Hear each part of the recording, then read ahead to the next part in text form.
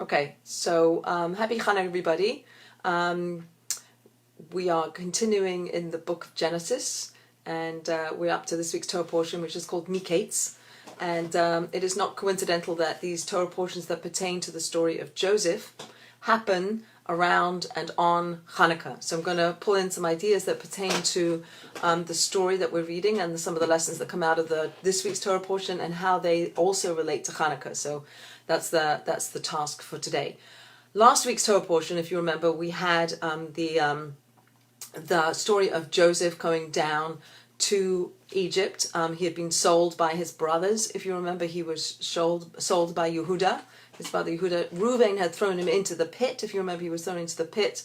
Reuven had in mind that he would come back and rescue Joseph. Joseph, who was the favorite son of Jacob, who had favored Joseph's mother, Rachel. These are all important pieces of information to know, that Jacob had two wives, sister wives, Rachel and Leah, and he had two concubine wives, Zilpah and Bilhah. But his favorite wife was Rachel, and she had difficulty conceiving and giving and having children. In the end, she had two children. She died in childbirth, giving birth to Binyamin. She had children of Joseph and Binyamin. Joseph was the favorite son of the favorite wife. Jacob gave him a coat of many colors, which we spoke about last week. The brothers were jealous of him. They hated him. They didn't like his dreams, etc. And they threw him into the pit. Reuven threw him into the pit. And shortly thereafter, after he leaves, Judah, ends up seeing a band of Ishmaelites, of traders going by, and he pulls out. It's not exactly sure who pulls Joseph out of the pit, but he gets sold by the brothers to these traveling merchants, and he ends up, after many sales apparently, he ends up in Egypt. So there is a Joseph who started out last week on a high note, and he ends up on a low note. This week's Torah portion, after the whole episode with the Potiphar's wife, how he resisted the overtures of Potiphar's wife, and she then accuses him of seducing her, turning the tables, and he ends up in jail, which is kind of curious that Potiphar doesn't kill him. Like, Potiphar is apparently an executioner, the chief executioner in Egypt.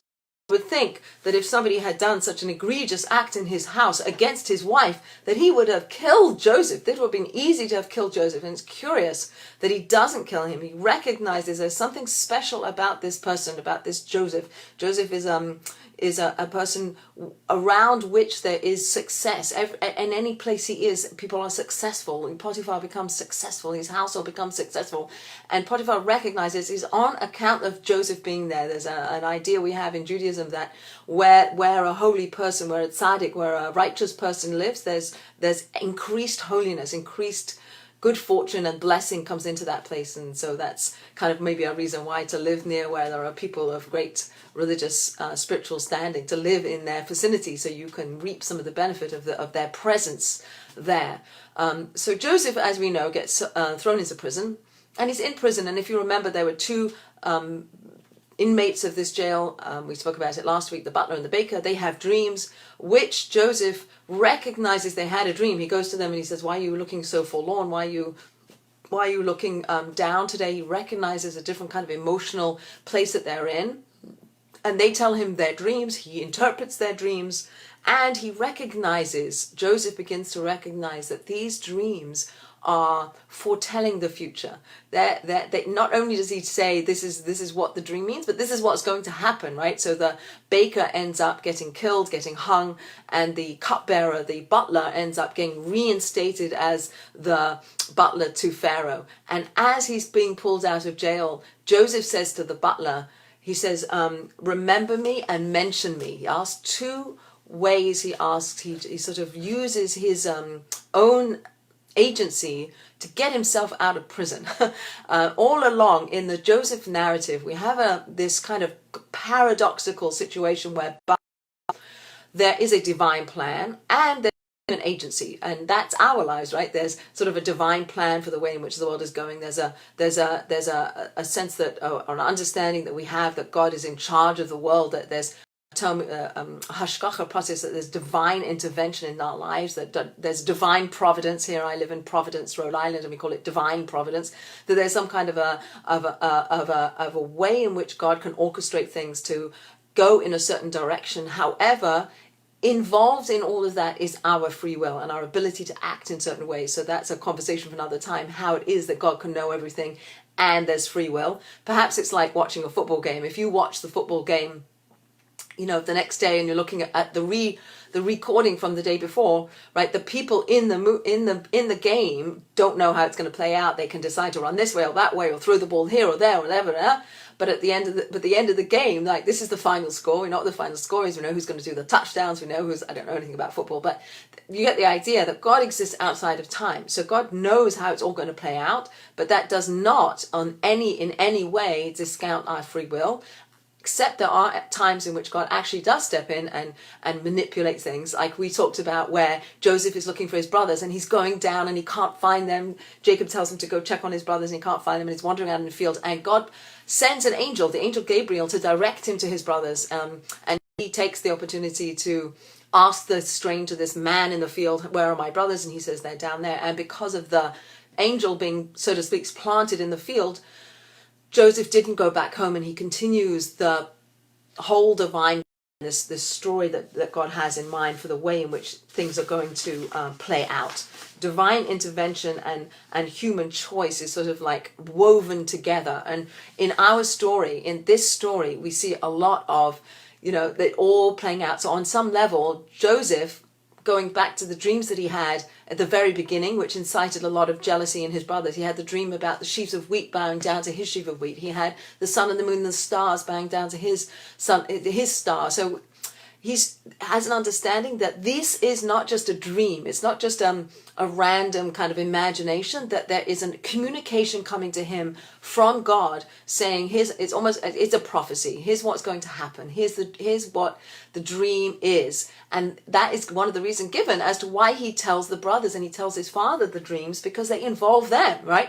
So he's not saying, oh, look at me, I'm so great. He's saying, here's a dream, here's a prophecy, and you're included in the prophecy, and I'm sharing it with you. Obviously, they have a certain amount of jealousy, and they interpret his dreams in a negative way, such that they throw him into the pit, etc.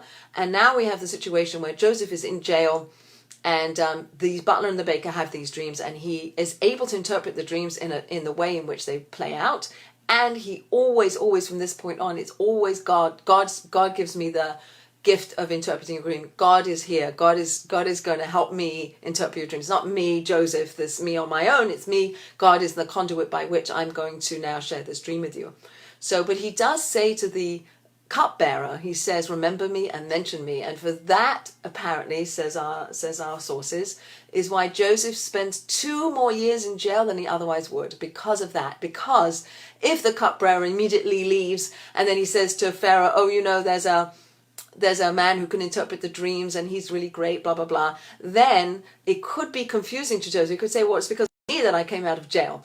And to take away any temptation there might be to feel like Joseph did this on his own, that his coming out of jail, his in the blink of an eye going from the depths of the worst jail of the worst country in the world, he gets pulled out of jail. And this week's Torah portion starts and that after that 2 years, that extra 2 years that he got, because he said to the cupbearer, remember me, and it comes at the end. So here's where this week's Torah portion picks up. It happened at the end of 2 years to the day, so to that very day. So it's very interesting whether okay, the way we look at it, what are the lenses that you look at it through, right? So Pharaoh has dreams. So Pharaoh was dreaming, and he has these dreams, and he's very shaken by these dreams. I'll read you the dreams. He was standing over the river. By the way, he was standing over the river, not next to the river, indicating that Pharaoh had, and the river was a god to the Egyptians. So his Pharaoh,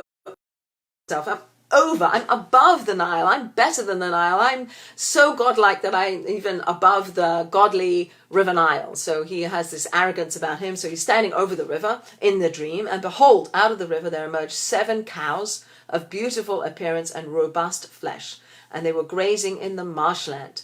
And then behold, 7 other cows emerged after them out of the river, ugly appearance and gaunt flesh, and they stood next to the cows on the bank of the river. We're going to come back to that. The cows of ugly appearance and the gaunt flesh ate the 7 cows of beautiful appearance and robust, and Pharaoh awoke. He fell asleep again, and he dreamt a second dream, and behold, 7 ears of grain were sprouting on a single stalk, healthy and good.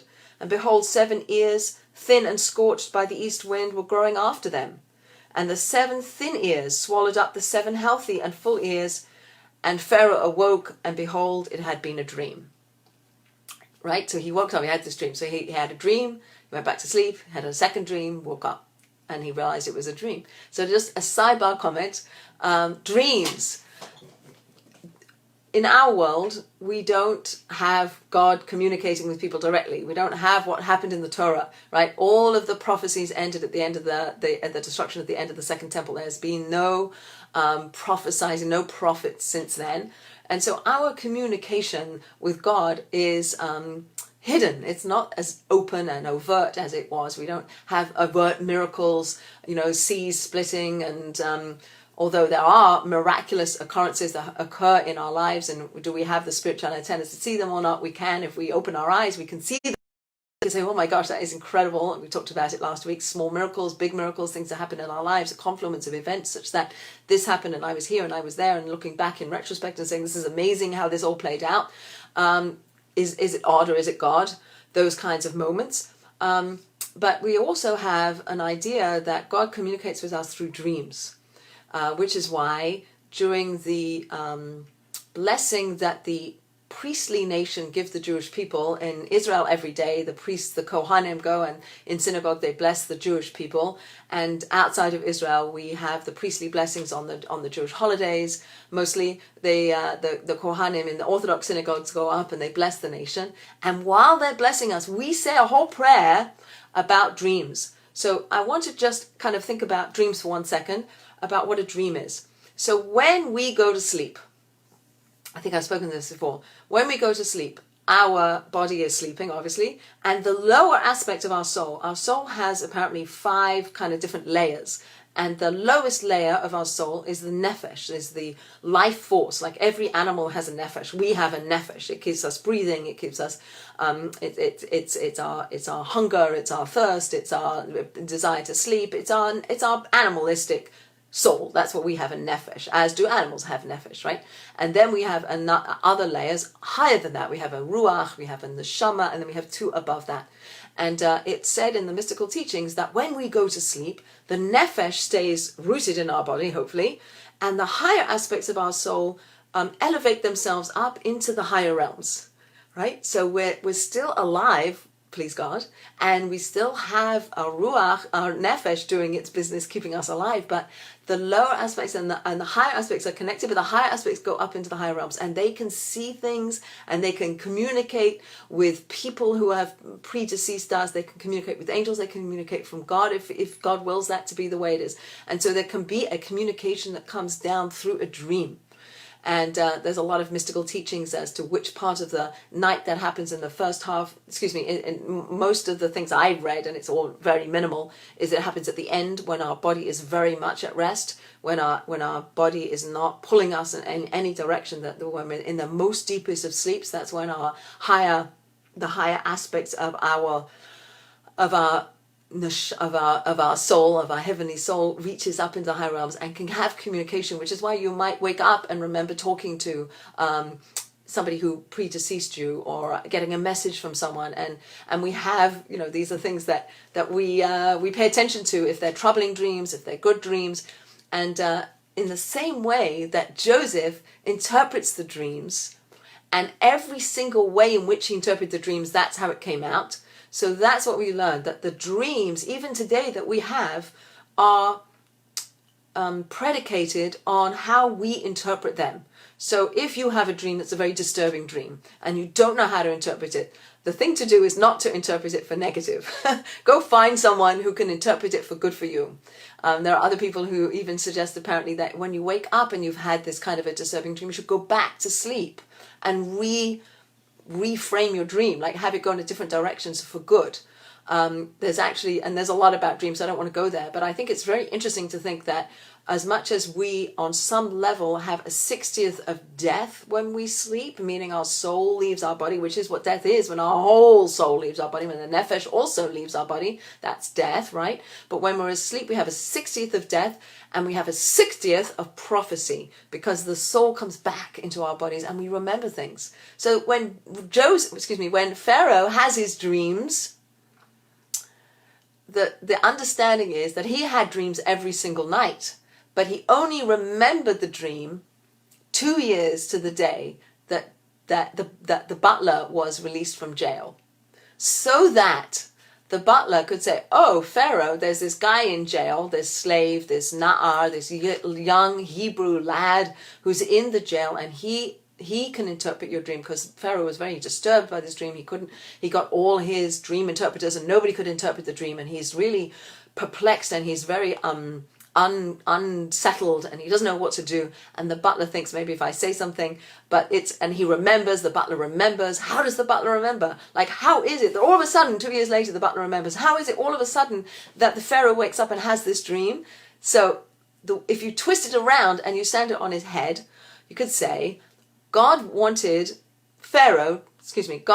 Joseph to be released from jail exactly 2 years after the butler was reinstated in his position. And so God made it such that Pharaoh would remember his dream, and it would be a dream that would be unsettling, and he would ask, and then and God made it such that the butler at that point remembers Joseph.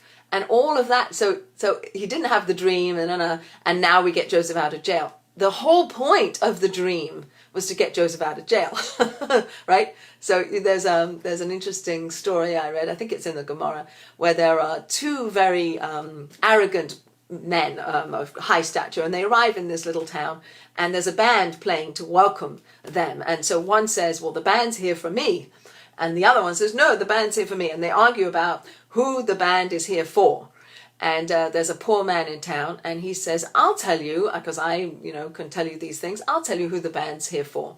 So, but you have to pay me. You have to pay me, whatever it is, 50 rubles. So they pay him 50 rubles, and they said, okay, why is the band here? Is the band here for me, or is the band here for this other guy? And he says, actually, you both got it wrong. The band is here so that I can get money to pay food for my family. The whole point of you coming to town and the band playing is so that God can orchestrate it so that I get the money that God wants me to have. So, we can look at our situations and say, well, I understand, I invested in this and therefore I got a windfall. Or God wants to give you a windfall, and how's he going to come about? So if you buy the ticket, you can't win the lottery if you don't buy a ticket, right? You can't win the lottery if you don't buy a ticket. So if you don't show up, then nothing's going to happen. So if God wants things to happen, you have to show up, so to speak. So if it's the will of God that you should get money, or the will of God that Joseph should come out of jail, then these other things come into play in order for that to be the end result, not the other way around. The dream comes about in order for Joseph to come out of jail. There's a story asked of a righteous person. They said, isn't it great that you get to eat the apple? When you get to eat the apple, and you can make a bracha, right? So you can make a blessing when you eat an apple. So it's really amazing that you have this opportunity. Every time you eat an apple, you get to say the blessing. And the righteous person says, no, you get it upside down, right? I want to say the blessing, so I have to eat the apple, right? The ikar, the main point of this righteous person is that he wants to say the blessing. So the apple is the vehicle to say the blessing, not the other way around, right? I want the apple, so I take the blessing, right? What is it that you want? And the righteous person saying, I want to make the blessing, so I have to eat the apple. So it kind of like turns it around, turns it on its head. So that's one of the ways in which the commentators speak about why it is that 2 years to the day Pharaoh has these dreams that he's unsettled, such that this is when Joseph can come out of jail. And they say it's on Rosh Hashanah. He gets out of jail on Rosh Hashanah. So he comes out of jail and he interprets the dreams. This is probably, we all know this story. And Pharaoh, so he interprets the dreams. He says like the 7 fat cows and the 7 is 7 years of plenty. There's going to be abundance. There's going to be so much crops and grains and food and abundance in the land of Egypt. And then that is immediately going to be followed by 7 years of famine. There's going to be famine across the land.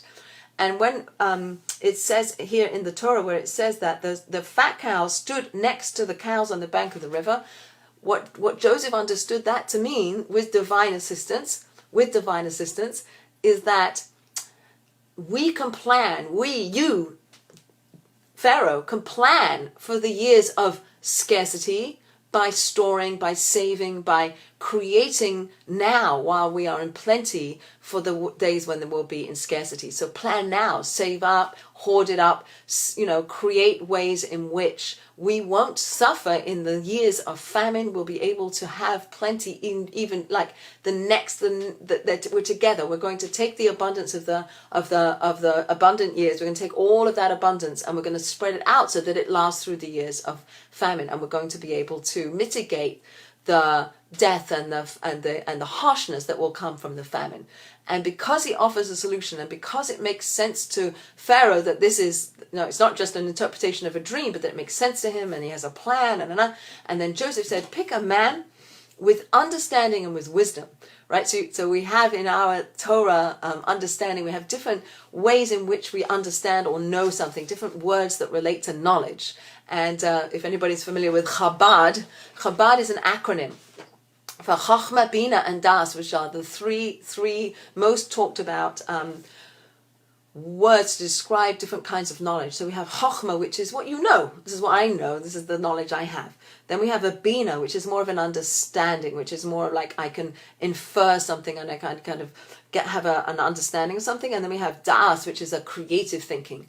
And what Joseph was able to do was not just know, okay, here's the dream, but this is what we have to do. This is how we're going to plan. This is how we're going to move forward. And you should find somebody who has not just the understanding, but it has the wisdom also, not just the understanding, but the wisdom. And so obviously Pharaoh says, as we know the story, first, you're the guy. I'm gonna elevate you. And what happens is that Joseph, the day before, the hour before, the minute before, was in the depths of jail in Egypt. And the next moment, he's pulled out. This is also very interesting. Let's see if I can read this. Where they pull him out, he tells him about they rushed him out of the dungeon.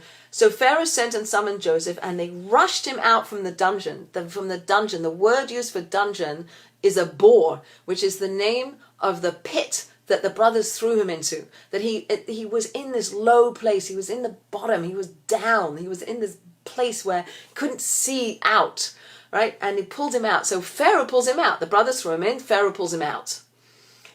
They shaved him and they changed his clothes. If you remember back to when they threw him in the pit, they took his coat off him. They daubed the coat in the blood of the goat and they gave it to the father and they deceived the father, but they took off his coat. Now Pharaoh's putting back on his coat, changing his coat, putting in his clothes, and they brought him to Pharaoh and he dreamed a dream and he interpreted the dream.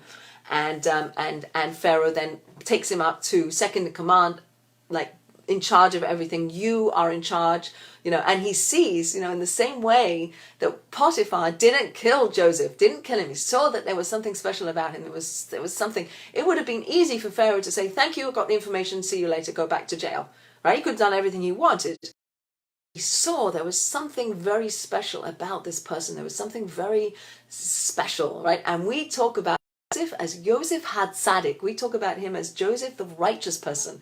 And one of the things I read about why he is the only person that's referred to as Joseph HaTzadik, the righteous person, is because what his role is from now on is he is now the one who sustains and feeds and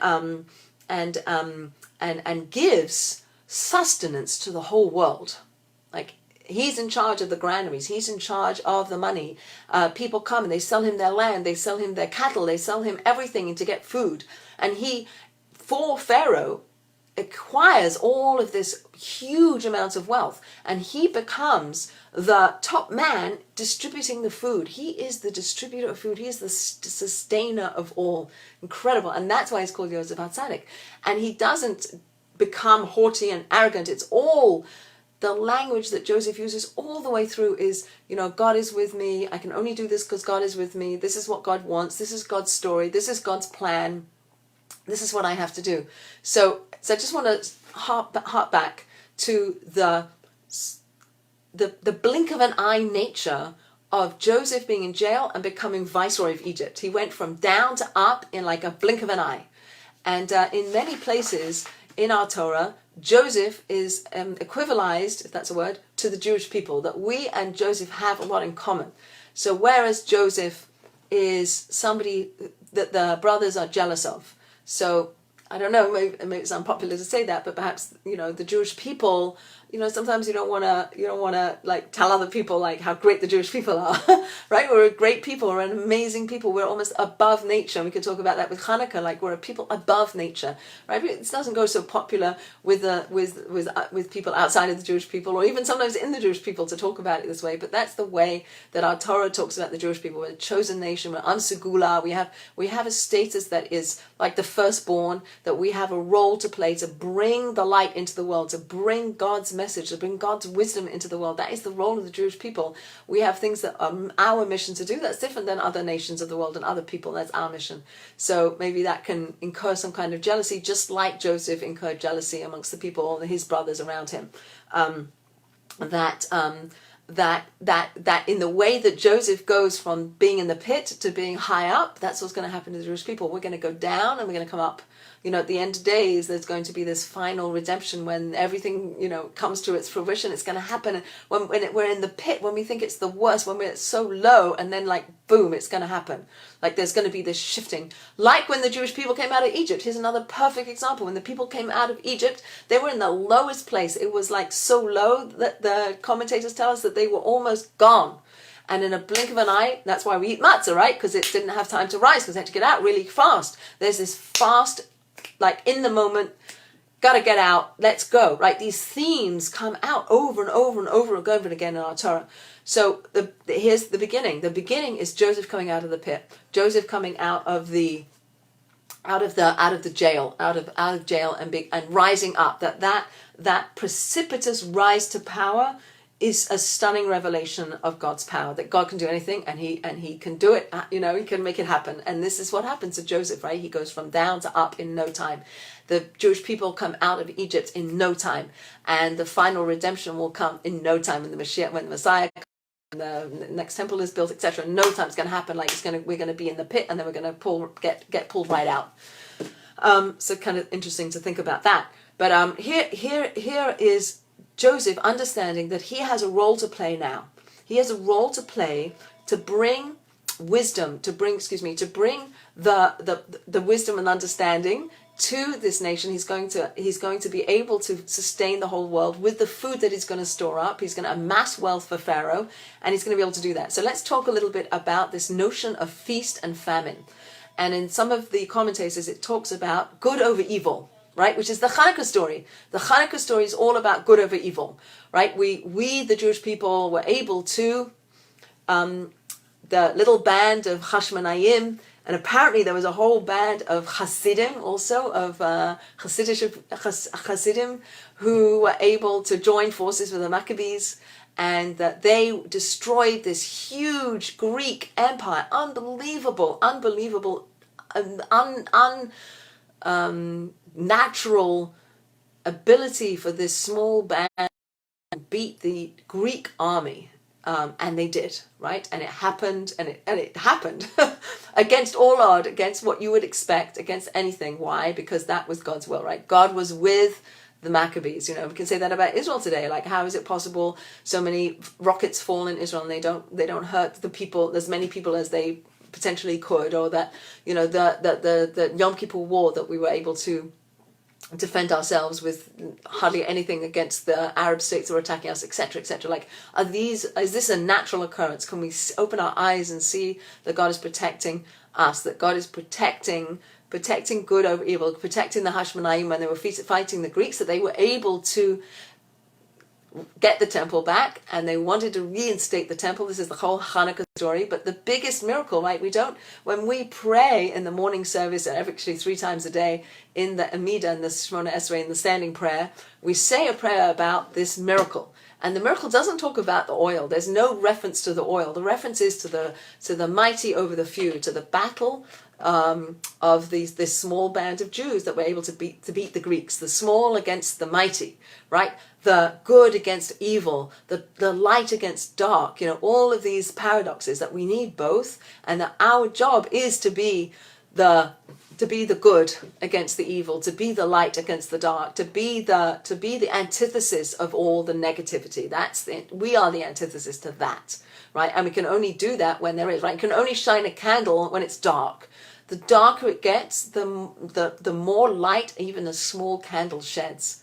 And it says that our soul is a candle, like our soul. So when the temple was destroyed, and they actually, after the Greeks, then the Romans came, and the menorah was hidden somewhere under the temple. Under the temple, somewhere hidden, is the menorah somewhere, and it says that the light on the menorah is still burning, whatever that means. It's still burning, and perhaps that's also a hint to that our souls are still burning. That our soul, which is likened to a flame, however deep it is, however deep down it is, it's still burning. And our job is to illuminate it, is to shed out that light. And how do we do that? Through our actions, through our wisdom, right? So what the Greeks wanted to do is that they wanted to cut out Jewish wisdom. They didn't want Jewish wisdom to shed its light into the world. So they had all, no circumcision and no Shabbat and no Rosh Chodesh, no New Year, no months, no holidays, nothing, no Torah learning. That's the whole thing about the dreidel, right? The Greeks said no Torah learning, so we were learning secretly. And then if the Greeks would come in, we'd be playing with our little tops to say, what are we doing all together? We're really playing tops, we're really learning Torah. That the Torah and the learning of the Torah and the values and the wisdom of the Torah, as represented by the oil, is something that we held onto. And the Greeks defiled the oil. The Greeks defiled the wisdom of the Jewish people, such that many of the Jews at that time became Hellenized. They became Greek. They gave up on their religion. They didn't want to be bothered. That was old-fashioned. They didn't want that wisdom. But there was one vial of oil that stayed pure. There was one little cruse of pure oil, pure wisdom, pure connection to God, to holiness, to the divine Torah, to the world that most light into the world. And that's what then was burning for 8 days. That's what kept us going. That's what that took us from the dark to the light, was this untainted cruse of oil that represented the pure wisdom of God through the Torah. And that's what we do, right? So we still have that little flame that's still pure, that's still burning inside of us, and our job is to open it up and shed it out and burn it out. Okay, so feast to famine. Famine to feast. So here's another twist. So we have good and evil. Hanukkah story, right? Jews are good, the Greeks are bad, and we beat them and we won, and let's eat latkes, right? Because latkes are oil. Okay, so fine. But the idea is we're going from one state to another state. We're going from feast to famine. We're going from evil to good. We're going from, so another way to think about the feast to famine is this world. This world is considered the world of feasting, meaning, this is great, meaning that in this world we have so many opportunities to do good things, right? You can smile at someone, you can call someone up and see how they're doing, you can, whatever it is, I don't know, now this time of year you can go serve in a soup kitchen, you can deliver gifts to poor people, you can help the immigrants, you can help the people who need whatever, it's endless, right? So we have these opportunities. We have the opportunities to light Shabbos candles. We have the opportunities to light Hanukkah menorah, saying blessing on it. We have the opportunities to love our families. We have so many opportunities to do good in the world. That's a world of feasting, says our commentators, says our Chazal, says our wise people, right? We are in a world where we can do. By the way, there is an idea, and as you know, I do Chevra Kadisha, that when we wash a dead body, I take my rings off, right? I don't wear my rings. Why? Because the deceased can't wear earrings. I can't wear earrings, can't wear rings, can't wear jewelry anymore, is like in a different place. Similarly, when a man who wears tzitzit, the fringes on the garments, when he goes into a cemetery, he's supposed to tuck the fringes in. Don't make it obvious that you live in a world where you can still put on tzitzit, where you can still, you can still do these mitzvot, these commandments, these ways to attach ourselves to God. We have ways to keep elevating ourselves. We're not angels. We're not done with our job. We're moving. We're still learning. We're still growing. We're still kind of figuring out how to be better people. We go down, we go up, we do our best, we try, etc., etc. But we're in the world of movement. We're moving all the time. Nothing is static. Just like Joseph knew that the world of feast that was going to be for 7 years wasn't going to last forever. It was going to fluctuate. It was going to end. And then it was going to be, next to that was going to be years and years and years of famine. And so we can prepare for the years of famine now, when we have everything, when we have opportunities and we have abundance around us. We can have in mind, we don't know how long this is going to last. We don't know that this opportunity will ever come along again. Grab it now, do it now, share it now, share your wisdom, share your knowledge, share your goodness, do your thing, don't do it now is the message. And what you're doing is you're storing what you take with you. Have you ever been to a funeral where they say, like, what do you take with you? Like when we put people in their clothing, their final shrouds that they're buried in, there's no pockets. And why? Because you don't take anything with you. You can't take anything with you. You take with you what you've done in this world. You take with you your good name. You take with you your good deeds. You take with you the smiles you gave people and the love you gave people and the good you did. And that's what you take with you. That's you building your storehouse. So when you get into the next world, we can't do that anymore. We're done. That's it. This is the world of doing. This is the world of work. And then that world, you're done. We're done. Right? So that on some level can seen through this particular paradigm this is a world of feasting where we get to do. And we get to light the Shabbos candles, and we get to light the menorah, and we get to put a mezuzah on our door, and we get to say Shema, and whatever it is that we do, we get to do those things. Because when we're done with this world, we don't have a body anymore, we don't have mouths anymore, we don't have eyes and ears and hands and feet, and we don't have those things. We're just soul. So we can't do those things anymore. So do them now while we're in the world of abundance, where we have all these opportunities, because when we're done with this world, then we don't have those opportunities anymore. So world of more like a world of famine. So I thought that was an interesting way to think about it. I think it's a really nice way to think about it, because this is a world of growth, and the world in the future is not a world of growth. So let's grow now while we're here. And that's exactly what Joseph and his brothers are doing. And so what Joseph does, so Pharaoh, let's continue the story. Pharaoh puts Joseph in charge of the granaries and in charge of accumulating all the grains that's needed, etc., etc., and he does that. And the famine, we get into the years of famine. 2 years into the land of famine, we're back in Canaan with Jacob and the other brothers, and the other brothers are really starving food, and they know, oh wait, we heard there's food in Egypt. Jacob says, I hope there's food in Egypt. I have hope that there is food in Egypt. It's interesting, the terminology, the words that are used when Jacob says to his brothers, to his sons, go get food, because I hear, I perceive, I know, I hope there's food in Egypt. And it doesn't make sense, because Egypt was this place of different values than the values of Jacob and his sons.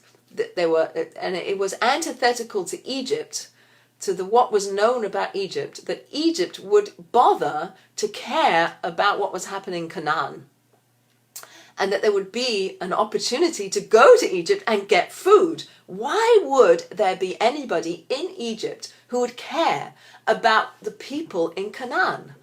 Right? I mean, it didn't make sense to Jacob. It didn't make sense to Jacob unless it's not an Egyptian who's in charge of this whole playing out of things. It's not an Egyptian. It's in his mind. He's hoping, he's perceiving, maybe it's Joseph. Maybe it's my son. with all the values that I put into his hard drive, maybe that's who's in charge of Egypt. Is it possible, thinks Jacob, that my son, who had the dream of the 10 sheaves of wheat bowing down to his, of the sun and the moon bowing down, and the stars bowing down to him, is this what's happening? Is this Joseph that's in Egypt dispensing food because he's a leader who cares? Because he's a leader who serves the people? That he's not a leader who's arrogant and into himself and all about what I can have for me and hoard for myself. That he is a leader in Egypt who is antithetical to the Egyptian way of being, who is somebody who can stand up there and say, I am a leader here to serve you, who cares about you, the people in my land, and beyond, that I care about you, the people. And this is a new paradigm for leadership in Egypt. And as we know, it is Joseph up there. But why doesn't Jacob go? Right? Why doesn't Jacob go? So there's a lot of and why doesn't Joseph send word when he sees his brothers? He recognizes his brothers. They come before him and they ask for food and they bow to him, just like the dream said. Why doesn't he say to them, I'm Joseph? Why doesn't he say to them then? And the answer, all resoundingly, is because these dreams had to play themselves out. There was a prophecy that he received that had to happen a certain way, and he's part of the story, and he has to play his part. And he has to get the brothers to a place of repenting what they had done to him, so that they could move beyond what they did. They could do teshuvah. They could wipe their slate clean from the sin of selling Joseph and being horrible to him and speaking about him and all the things that they did to him. That they can repent for having done that to him, and to reestablish, and mixed in with that, they can reestablish a brotherhood, because these people, these tribes, these 12 tribes are our ancestors. They're who we are all linked to, right? So we've got to start in a good place. We've got to get a place of brotherhood amongst these brothers. How are we going to have brotherhood? If Joseph had revealed himself right away, it wouldn't have played out in such a way that the brothers realized that they had that the things that were happening to them were because of they selling Joseph, and they had to dig deep, and they had to repent, and they had to do differently when the situation is orchestrated, so that there is now a second son of this beloved Rachel who is in jeopardy, and Judah steps in and says, I'll go to jail instead of Benjamin. Don't take Benjamin away from our ailing father. Our ailing father, if you know the story. Wait, sorry, I might have jumped ahead too far. But the brothers, Joseph orchestrates everything such that they do repentance. They repent for having sold him. They act differently when a situation comes that is very, very similar, if not the same, to what happened before. And they reestablish this brotherhood, right? So that's what we're trying to orchestrate. And I just want to point a little bit to why it is that Jacob doesn't go down right away. And here's a thing for our time, is that sometimes our children have to go through certain things, right? So maybe Jacob understood that same idea, that we had to way for everything to come to fruition perfectly, so there would be brotherhood and there would be repentance. But perhaps another point or lesson that I took home is that Jacob, maybe he knew, maybe he didn't know that Joseph was there, but maybe he couldn't protect his children. When Joseph got thrown into the pit and got sold and whatever, we don't even know what Jacob knew, right? He's just presented with the coat that's daubed in blood. So in his mind, he's led to believe that his son's been killed. He won't believe it, doesn't believe it. He always hopes that his son is still alive. But what does he know? What doesn't he know? And what does he know about his other children? What does he know about Benjamin, who is the other son of his beloved Rachel? And so I'm wondering whether there could be an idea that we pull out of this, which is when our children become mature or not mature, when they're not mature and they live their lives, like we want to tell them lessons. We want to teach them, okay, don't do this and don't do that, and here's how you learn this lesson and here. But when I go through my own lessons, I learn them so much more deeply. I come to my own epiphanal moments. I understand something in a whole different way because I went through it, right? So somebody could tell me something and avert some kind of a tragedy perhaps, or not.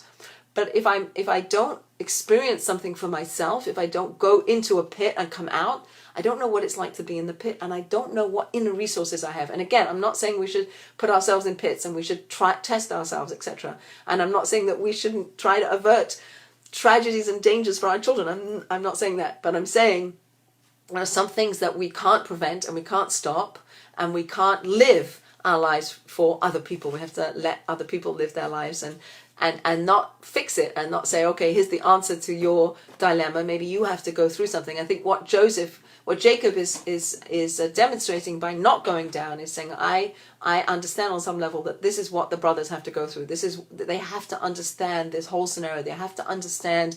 They have to, dig deep into themselves and go to Egypt to get food for their families. They have to be faced with a situation where this Joseph, who they don't know is their brother, wants Benjamin to stay, and they arrest Benjamin for supposedly stealing a silver cup that belonged to Joseph, which has been planted in his sack of grain, and they want to put him in jail. And Judah steps in and says, don't put him in jail, I'll go to jail instead.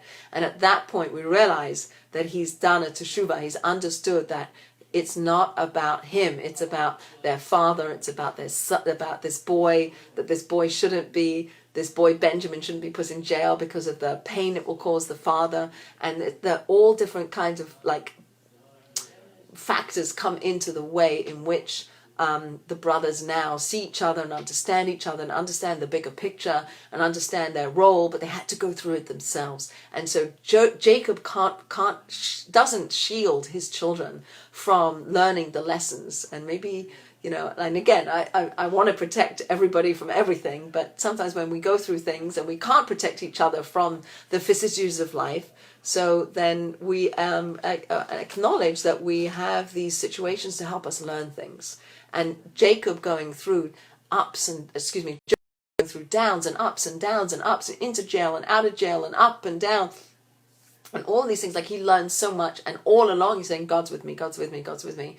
God, and he's humble, and I get to be the sustainer of the world. I'm giving food to the world. I'm Yosef HaTzadik, but it's all because of God. It's not because of me, it's because of God, right? And he's in a country that's all about arrogance and polytheism, and that's not the right word, where everything's a god, the sons are God, and the Nile's a god, and Pharaoh's a god, and everything's a god. And here comes Joseph, and he says, no, there's one God.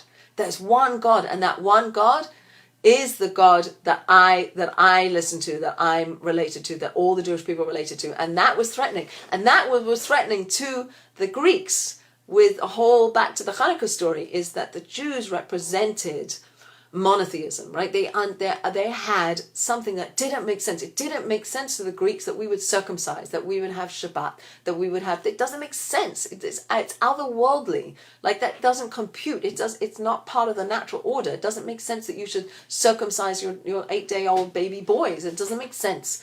So you the Jewish people are an anathema to us, and it's threatening to us because your God doesn't fit into any of our categories.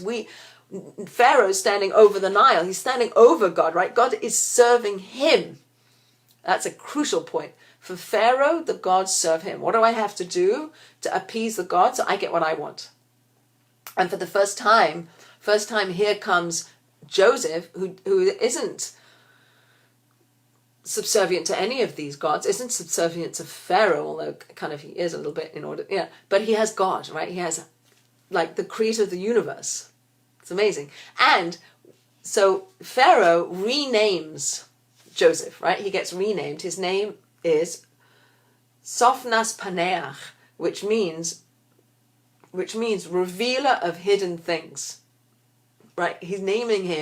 Pharaoh is naming him revealer of hidden things. He's revealing the hidden nugget of wisdom and truth that's in the dream. He's revealing that. But isn't that what the Jewish people are here for? Aren't we supposed to be revealing the hidden? Isn't that what the whole story of Hanukkah is all about? It's revealing the hidden, right? We don't see God, right? In the same way that if you put a candle outside in the bright sun, you don't see it, right? The candle is only bright when it's in the dark. And why is Hanukkah in the dark, on the eastern heaven? Anyway, where I live, it's dark at 4 o'clock.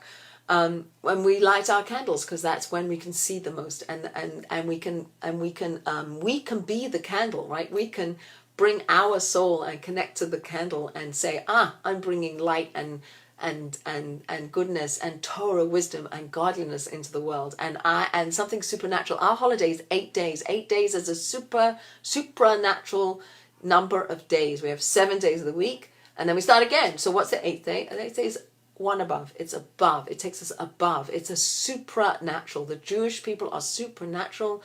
Hanukkah is supernatural. The menorah is supernatural. So here's another really cool thing. Let's see how much time I have. If you count them up, 1 candle, 2 candles, 8 candles. If you add up all those candles, we have 36 candles throughout the whole of Hanukkah. When Adam was created, there was a light that existed that was created before the sun and moon. It's called the hidden light. It's a light that was so bright that it allowed people to see from one end of the universe to the other. It was a divine, spiritual light that is not perceived by us today. Adam had that light when he was created, and he had that light, as you know, he and Eve sinned in the Garden of Eden, then they were expelled, but they weren't expelled till after Shabbat. So they lived from the time that they were created before Shabbat began, and they lived all the way through till that light was hidden away. That light was hidden away after the first Shabbat at the beginning of time. That was 36 hours. And our candles are 36 candles, meaning that this light is supernatural. It's linked back to that light at the beginning of time, that light that was hidden away for the righteous, and it comes out on Hanukkah. That's the light that we're lighting. I don't know. I like this stuff. So I'm going to leave you with one more thought, because it's just too much and I haven't got time. One of the principles that the mystics talk about is that the way in which things happen is we have a burst of inspiration. We have something that happens that's real and bright and overwhelming and true and real, and it blows us out, and we can't not kind of be drawn to it. So for instance, we have a teaching that a baby in utero, inside the mother's belly, learns all of the Torah. I'm sure you've all heard this story. Maybe you haven't, I'll tell it. A baby in the mother's womb is learning all of Torah. And shining above his head is a light. There's a light that shines above his head that allows him to see from one end of the universe to the other. And he can see all of the wisdom. And there's an angel that's teaching him all of the Torah wisdom, all of the wisdom that he needs to know in this world. And that there is to know in this world is taught to us before we're born. When we get born, there's an angel that comes and slaps us on our mouths, which is apparently why we have this little mark here. And all that Torah wisdom, we don't forget it. It gets driven deep inside of us. It gets pushed in. It gets pushed in. And now our whole life is bringing out that wisdom, bringing out that knowledge, relearning everything that we knew from in utero, which is why sometimes when you learn something, you go, wait, that makes absolute sense. Oh, I knew that. I knew that. Well, yes, you did know that, right? You're just relearning all this information, all this knowledge, all this chokhmah, bina, das, all these different levels of knowledge and understanding and creative thinking, and all of this that went in, and we're bringing it out. So the beginning, we get it for free. It's given to you. Here it is. And now our lives are like building and growing and learning and experiencing and going into the pits and coming out of the pits and having hope and having suffering and having pain and having high moments and low moments and we're learning and we're growing and we're trying to like attach to the source of truth and we're trying to relearn everything that went deep inside. So that's the way of the world. The world is like that. We have something that's given to us for free in the beginning, then it's taken away. There's a void and an emptiness, and now we have to work to get it back. When the Jewish people were redeemed from Egypt in the Passover story, it was all miracles, right? It was the 10 plagues, and it was the splitting, and there was, like the death of the firstborn, and there were just like miracles after miracles and miracles and miracles, and then we can land in the desert. And now we have to walk. Now we have to relearn everything. We get to Mount Sinai, we have a revelation, we have the two tablets with the Torah on it that's given for free. Dropped it, it was too much. We were not ready for it, and we have to relearn it. Now we have to get back to that. We have the second set, which man created. We have to work on it. So this principle of going from something given for free, something that's inspirational and true and wise and right there and spot on, and I got it and I had it. I saw it's like you're in a forest and the flash of lightning, and all of a sudden you see everything and it's all clear and you understand where you're supposed to go and you understand everything, and then it gets dark again and now you have to figure out where am I supposed to go, I don't have that vision, that clarity that I had. Flash of lightning happen, right? So I have to figure it out. When a baby learns to walk, you stand them up and you hold them and you walk with them, you're giving them, but they have to let go and they have to walk on their own. They have to learn how to walk on their own. Now hopefully you're not still children, when they're older, they have to learn how to walk on their own. And that's the principle, and that's the principle that the mystics talk about with terms of Hanukkah, that there was the menorah in the temple. It was bright and it was real and it was Torah wisdom and it was all there and it was all true, and now it's gone and now we have to find it. Now we have to reclaim it. We have to work our way back to it. We have to try to find it in the dark. That's what we're doing. We're in that phase of darkness. And just like Joseph gets pulled out of the pit one day, zoom, blink of an eye, he's up on the highest rungs of society to do the biggest job of dispensing food to the whole nation and to the whole people, and to be Yosef Hatzadik, the Joseph, the righteous man, because he was lifted out. Only by God lifting him out could that happen. But he had to work through all that stuff beforehand. And now when he's in this position of power, is he humble? Is he serving other people? Is he understanding that he's just the conduit for God's plan to play itself out? So the brothers will come down to Egypt and they'll get their food, and then they'll have reconciliation, there'll be brotherhood, there'll be teshuvah, there'll be repentance, and it will all be at the end of that's next week. When they reconcile, when they learn about each other and they reunite with each other. We'll talk about that and talk about Jacob coming down to Egypt. But they all had to come down to Egypt, and then we have to go down into Egypt, and we have to come out of Egypt. Up and down, up and down. It's all laid down in the book of Genesis, and it's all playing itself out through the course of Jewish history. It's all happening. So, as much as we might think, that happened long ago and has nothing to do with us, it has everything to do with us. We're part of this story. We are still part of this story. We're still playing out this story. And how is God talking to us? He's talking to us through the convolution of events that happen to us, and what we do, and how much we play into it, and how much he helps us, and how much we open ourselves up to it, and how much we do our part, but recognizing we are part of a much, much, much bigger picture, and we're part of this whole thing. And we are part of what happened before, and it is happening on a global level. So there's a universal nature of things, and there's a particular nature of things. There's things that are happening to each one of us. There's part of the jigsaw puzzle of the bigger picture. So I think that's mostly what I wanted to say. At the end of the day, I bless us that we should all have a very light-filled Hanukkah, that we should be able to access our souls and recognize that our souls are still burning inside, and maybe try to ignite them a little bit, whether we light the menorah or we don't, but to maybe look at a menorah and see the flame, and to understand that our soul is likened unto the flame, that the oil represents wisdom, that there's wisdom to be had in the Torah, and that we as a Jewish people have a mission in life that is to bring out the Jewish wisdom into the world, and to not be Hellenized, not be able to say that there's some things that we just have different values, like what the society around us doesn't always reflect Jewish values. We talk about Judeo-Christian values, but Jewish values are sometimes, quite often, maybe sometimes antithetical to the values of our society. So let's learn what our values are, so that when we're in the world, right, then we can still hold steady. We can be steadfast and interact with the world. I don't, personally don't want to divorce myself from the world, but I also want to be able to hold on to what it means, like the Joseph, here I am, I'm in Egypt's house, his Joseph in Egypt, in Pharaoh's house. here he is in Pharaoh's house, and he doesn't let go. Even though he's got a new name, he's speaking Egyptian, he's got the clothing of the Egyptian second in command, he's got all that, but he's holding on to who he is as a B'nai Yisrael, as a son of the Jewish people.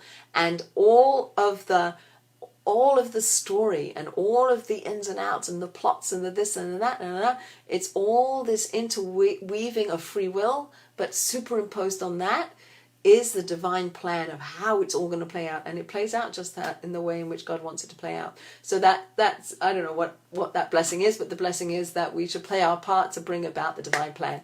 Wish you a very happy Hanukkah.